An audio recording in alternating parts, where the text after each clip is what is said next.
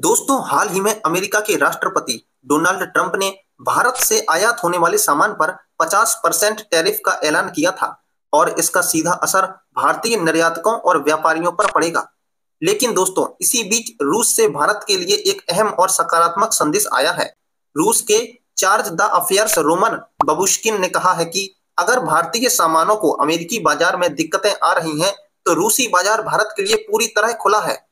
यह बयान सिर्फ व्यापार की बात नहीं करता है, बल्कि यह भारत रूस के रिश्तों की गहराई को भी दर्शाता है। रूस ने साफ कहा है, अमेरिका का भारत पर दबाव डालना, खासकर रूसी कच्चे तेल की खरीद को लेकर, बिल्कुल भी न्यायोचित नहीं है। पश्चिमी देशों को नव औपनिवेशिक ताकत की तरह व्यवहार नहीं करना चाहिए। दोस्तों, यहाँ दो बड़े पहलू सामने आते हैं। पहला, अमेरिका का रुख। अमेरिका, जो खुद को मुक्त बाजार और लोकतंत्र का सबसे बड़ा समर्थक बताता है, आज भारत के सामान पर इतना भारी शुल्क लगा रहा है। यह कहीं न कहीं वैश्विक राजनीति और आर्थिक दबाव की रणनीति का हिस्सा लगता है। नंबर 2, रूस का संदेश। रूस भारत को न केवल एक मजबूत साझेदार मानता है, बल्कि हर संकट की घड़ी में भारत के साथ खड़ा भी होता है। चाहे वह रक्षा सौदा हो, ऊर्जा क्षेत्र हो या कृषि उत्पाद, रूस ने हमेशा भारत को प्राथमिकता दी है। अब सवाल यह उठता है कि भारत को इस स्थिति से क्या फायदा और क्या नुकसान हो सकता है।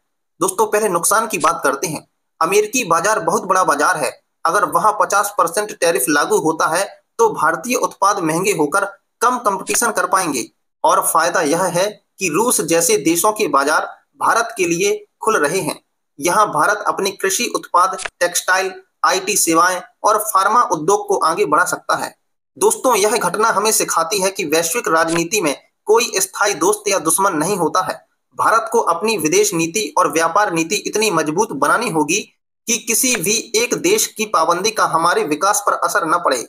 रूस का यह बयान भारत के लिए एक अवसर भी है और एक संकेत भी है कि अगर पश्चिम दबाव बनाता है, तो पूर्वी मित्र देश हमारे साथ खड़े हैं।